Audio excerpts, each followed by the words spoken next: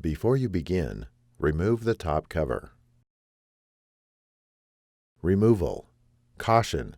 Use care when disconnecting the wireless antenna cables from the wireless module. A damaged cable or connector can degrade notebook performance.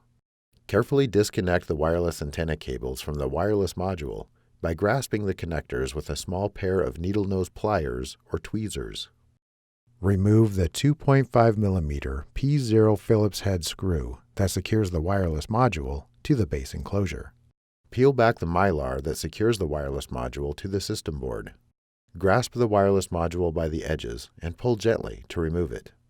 Reverse this procedure to install the wireless module.